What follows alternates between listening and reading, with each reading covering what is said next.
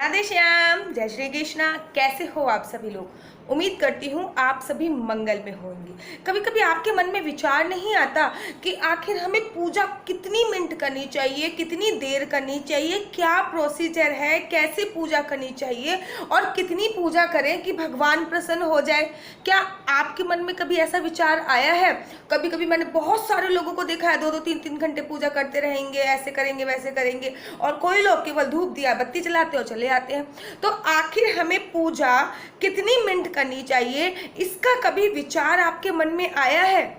अगर इसका विचार आपके मन में नहीं आया और इस वीडियो को देखने के बाद आपके मन में ये विचार आ रहा है कि हमें कितनी देर पूजा करनी चाहिए, तो इसका जो आंसर है, इसका जो उत्तर है, स्वयं भगवान रामचंद्र जी ने तुलसीदास जी को दिया है। जी हाँ, एक बार तुलसीदास जी ने संतों के कहने पे भगवान श्री रामचंद्र जी से प्रश्न कर दिया कि प्रभु, एक आम व्यक्ति को, मैं साधु संतों की इसमें बात नहीं कर रही हूँ, मैं केवल आम लोगों की बात कर रही हूँ, यंग जनरेशन हो, ओल्ड जनरेशन हो, आम लोगों में हर कोई आता है कि एक आम व्यक्ति को कम से कम कितने मिनट की पूजा करनी चाहिए, कम से कम कितने वक्त की पूजा करनी चाहिए। तो भगवान राम जी मुस्काए और मुस्काते हुए उन्होंने बोला कि हे तुलसीदास, कम से कम मनुष्य को 1 घड़ी की पूजा करनी चाहिए। अब तुलसीदास जी सोच में पड़ गए, 1 घड़ी? लेकिन प्रभु, कलयुग में तो लोगों के पास इतना समय होगा नहीं, क्योंकि कलयुग में हम सबके पास एक बीमारी आ गई है और ये बीमारी इस वक्त आपके हाथ पे भी है। जी हाँ, सही समझ रहे हो, मैं बात कर रही हूँ कि कलयुग में लोगों के पास एक मोबाइल आ गया है और अधिकांश समय उनका फोन पर ही बीतता है। तो ये बीमारी आपके पास भी है। लेकिन तुलसीदास जी ने बोला कि प्रभु, कलयुग में लोगों के पास 1 घड़ी का तो पूजा करने का समय ही नहीं है। तो रामचंद्र जी ने बोला चलो कोई नहीं, छूट दी आपको। कलयुग के लोग हैं भाई, कलयुग केवल नाम धारा, केवल नाम जप करने से ही सारे पाप तर जाते हैं। तो भगवान ने कहा चलो 1 घड़ी नहीं, आधी घड़ी पूजा कर लीजिए। अब 1 घड़ी में होते हैं 24 मिनट।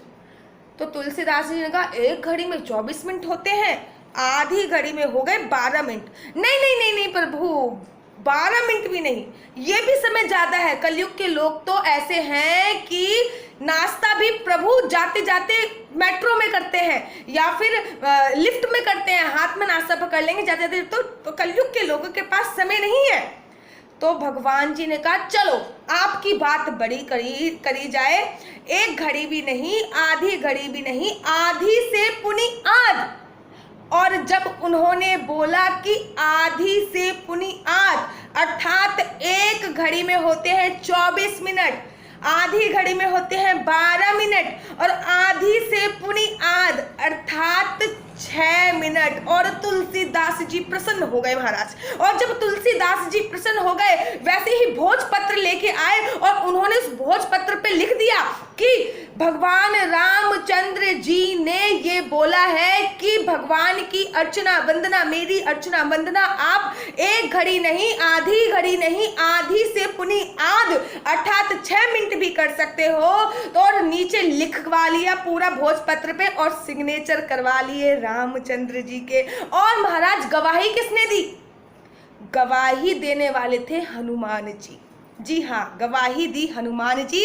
तभी बोला जाता है कि 1 घड़ी आधी घड़ी, आधी से पुनि आध, तुलसी संगत साधु की कटे कोट अपराध।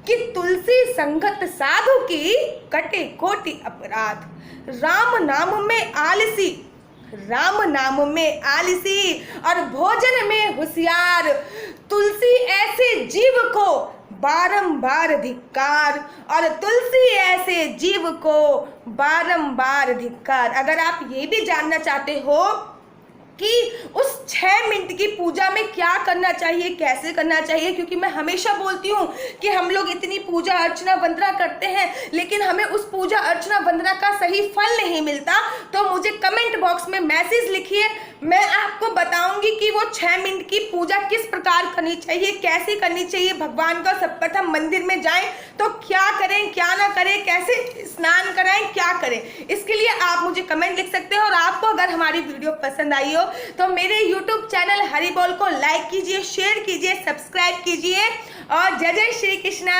वंदे मातरम, भारत माता की जय, हरि बोल।